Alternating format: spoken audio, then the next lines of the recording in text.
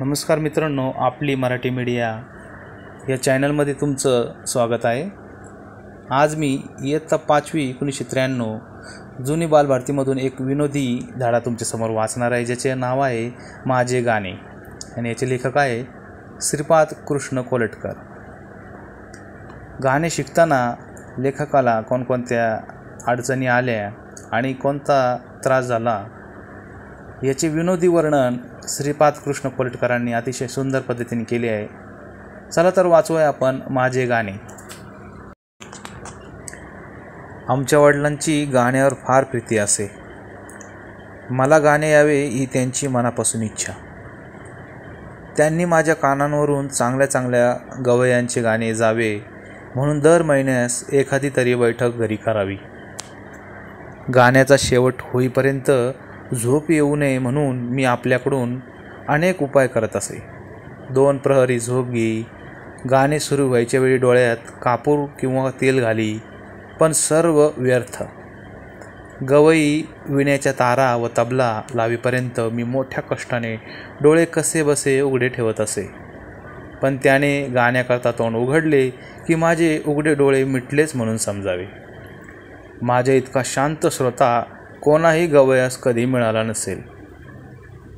शेवटी मी एका सोबत्यास मला झोप आल्यास चिमटा घेण्याकरता मागे बसू लागलो। जसा गवयाचा तबलजीवर तसाच माझाही माझ्या साथीदारावर पहिल्यानेच भरवसा असे, पण पुढे पुढे असे होऊ लागले की गवयाच्या मोहनास्त्राचा माझ्याप्रमाणे माझ्या साथीदारावरही अंमल बसून त्याच्या चिमट्याऐवजी घोरण्याने मात्र एखाद्या वेळी मला जाग येत असे व मलाच उलट त्याला जोराचा चिमटा घेऊन उठवावे लागे। जागे राहण्याचे उपाय अशा रीतीने थकल्यावर मी शेवटी झोपेस अडथळा करण्याचे अजिबात सोडून दिले। तरी माझे दैव सिकंदर असल्यामुळे माझे पेंगणे मान डोलवण्यादाखल समजले जाऊन माझ्या सुप्त अवस्थेचा कोणालाही संशय येत नसे।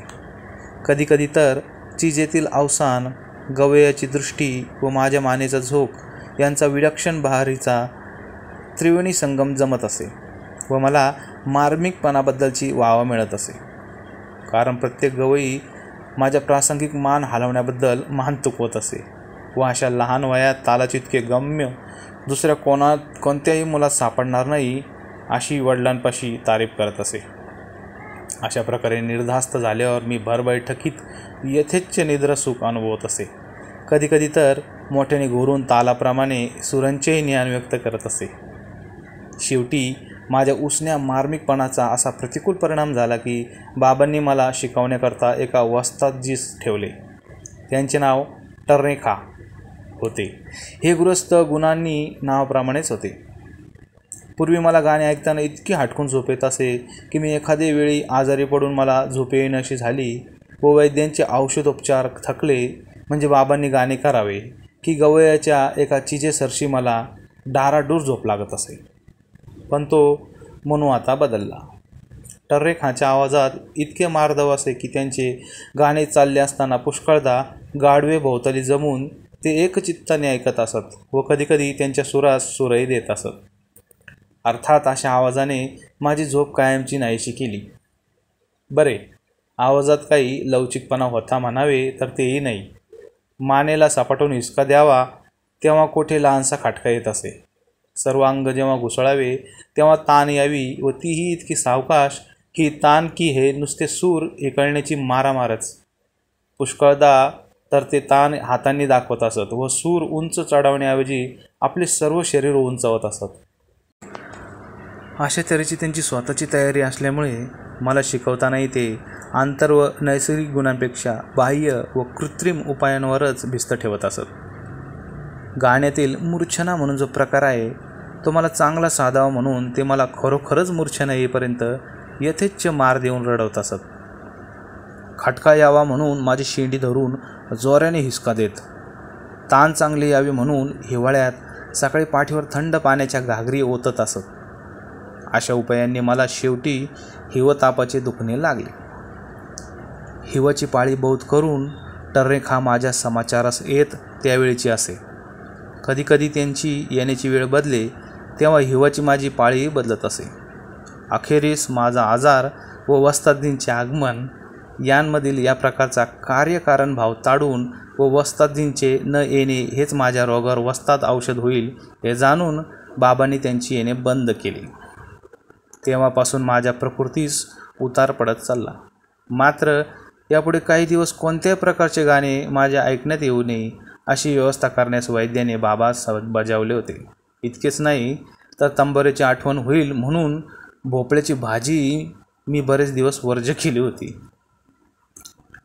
ज्याला चांगला गवई म्हणून घ्यायचा असेल त्याने खालील नियम अवश्य ध्यानात ठेवावे, त्यापासून त्याचे हित होईल. डोक्यास जरीची टोपी घालून अंगावर शालजोडी घेत जावी.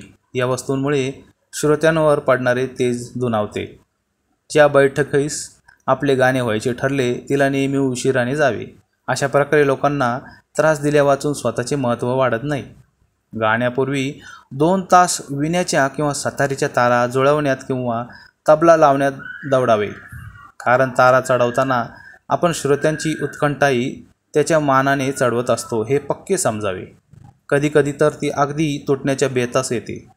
गवई तंबोऱ्याच्या खुंट्या पिळत असता किंवा तबल्यावर थाप देत असता कितीकदा तरी त्याचे कान पिरगळण्याची किंवा गालावर थप्पड देण्याची इच्छा श्रोत्यांच्या मनात झालेली दिसून येते.